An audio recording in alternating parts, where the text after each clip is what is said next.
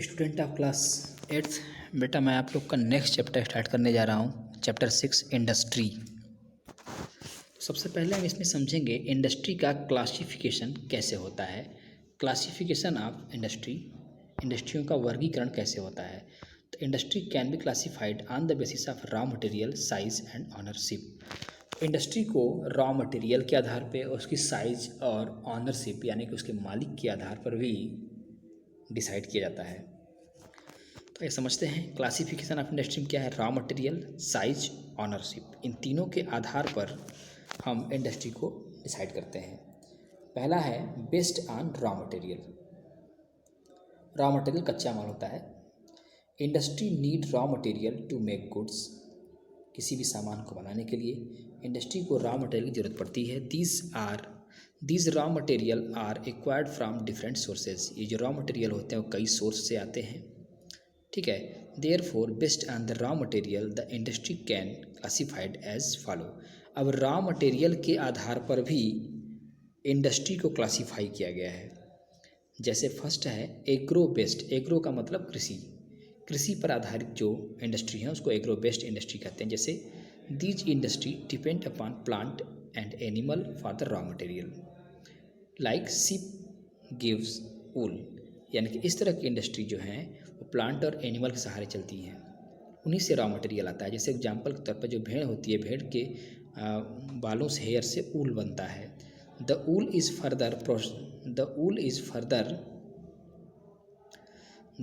Is further processed by industry to make sweater and other woollen product. अब इस ऊल को जो इंडस्ट्री में भेजा जाता है और इंडस्ट्री में उससे स्वेटर बनता है और बाकी और भी ऊन के प्रोडक्ट बन सकते हैं। Similarly the leather industry depend upon leather that is obtain from animals. उसी प्रकार से चमड़ा उद्योग वाली कंपनी होती है, जो इंडस्ट्री होती है लेदर की इंडस्ट्री, वो भी लेदर पे डिपेंड करती है और लेदर एनिमल से ही आता है। The sugar industry depends upon sugar cane production.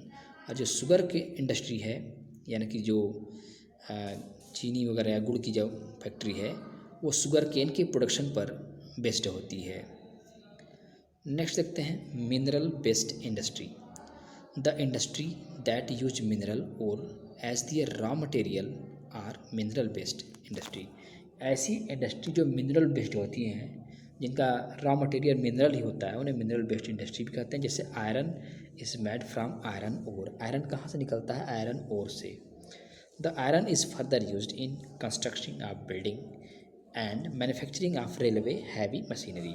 उसके बाद आयरन का इस्तेमाल बड़ी बड़ी मशीनों को बनाने में इंडस्ट्री में किया जाता है। ए और बी क्लियर हो गया आपका।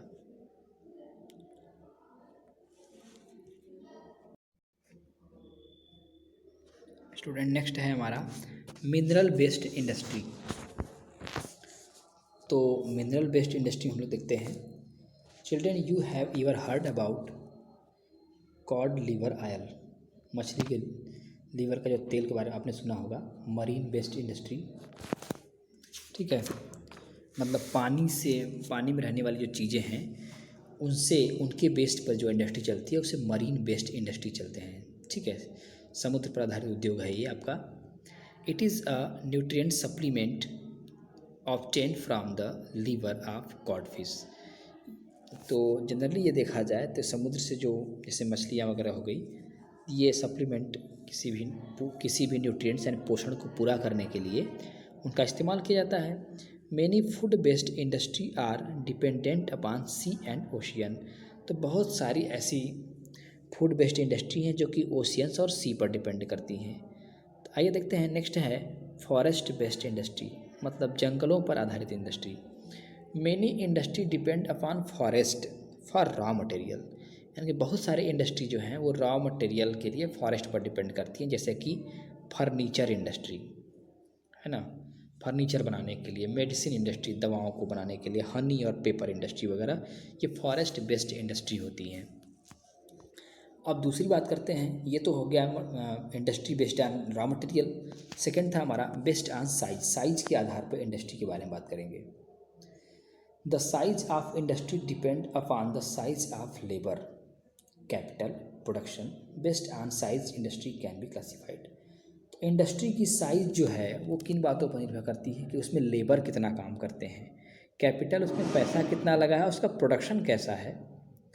तो ये साइज़ के आधार पर भी इंडस्ट्री को भी हम लोग देखेंगे ABC, तीन, ये 3 पार्ट हम लोग देखेंगे, 3 क्लासिफिकेशन जो कि साइज़ के आधार पर डिवाइड किया गया है।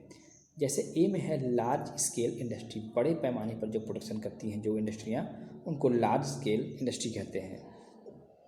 In large scale industry, the investment is high, labor is huge in number and production is also very huge. यहाँ पे इन्वेस्टमेंट भी ज़्यादा होता है, लेबर भी ज़्यादा काम करते हैं और प्रोडक्शन भी ज़्यादा होता है। These industry are fully mechanized and invest capital in technology, locomotive, automobile industry are some example of large scale industry. ये इंडस्ट्री जो होती है टोटली मैकेनाइज्ड होती है, मशीन जैसे उपकरणों से इनका काम चलता है। जैसे टेक्नोलॉजी में पैसा इन्वेस्ट करना पड़ता है इंडस्ट्री को चलाने के लिए। एग्जाम्पल के तौर पे आपकी लोकोमोटिव और ऑटोमोबाइल इंडस्ट्री। अब बात करते हैं स्मॉल स्केल इंडस्ट्री, छोटे पैमाने पर उत्पादन करने वाली इंडस्ट्रियाँ कैसी हैं। These industry invest less money, employ few people to manufacture goods.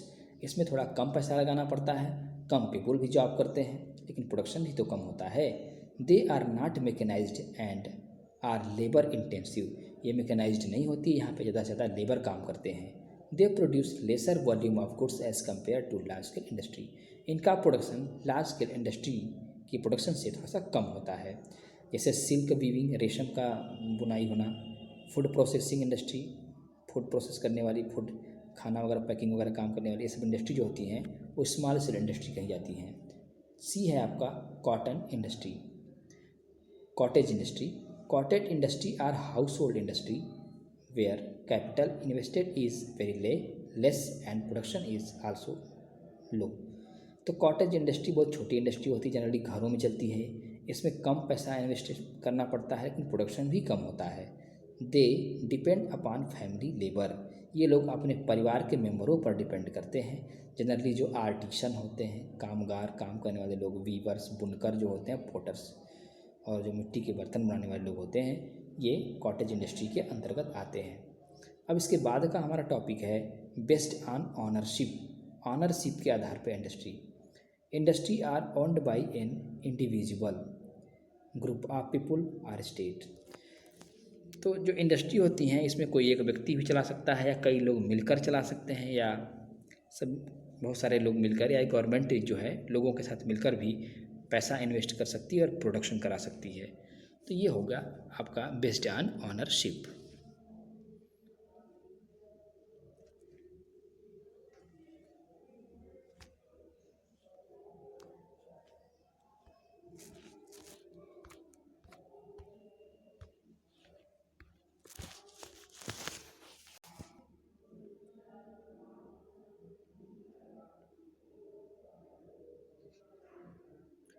Next है हमारा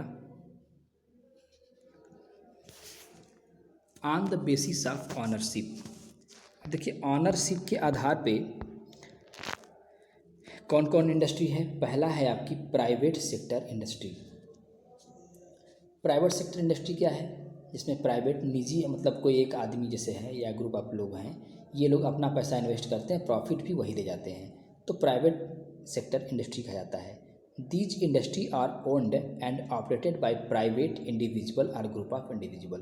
तो ये जो प्राइवेट सेक्टर इंडस्ट्री हैं वो किसी सिंगल व्यक्ति या कुछ लोगों के ग्रुप, सिंगल व्यक्ति मतलब ग्रुप ऑफ पीपल के द्वारा भी संचालित होती हैं। वही लोग पैसा इन्वेस्ट करते हैं और उन्हीं लोग का राइट होता है, अधिकार होता है, वही लोग इसका प्रॉफिट लेते हैं। दूसरा है पब्लिक सेक्टर इंडस्ट्री।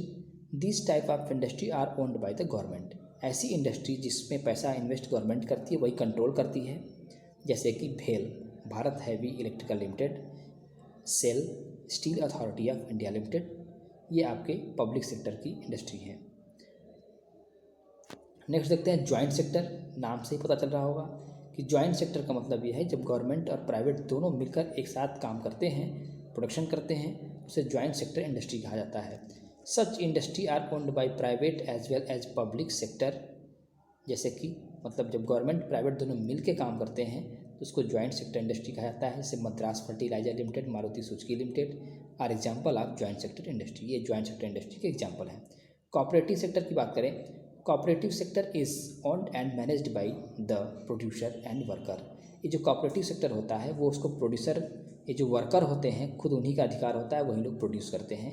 एग्जाम्पल के तौर पे एक है अमूल, जिसका फुल फॉर्म पढ़ लीजिएगा, आनंद मिल्क यूनियन लिमिटेड। आनंद मिल्क यूनियन लिमिटेड जो है वो एक कॉपरेटिव सेक्टर का एग्जाम्पल है। अब हम लोग देखेंगे अमूल वाज फॉर्म्ड इन 1946।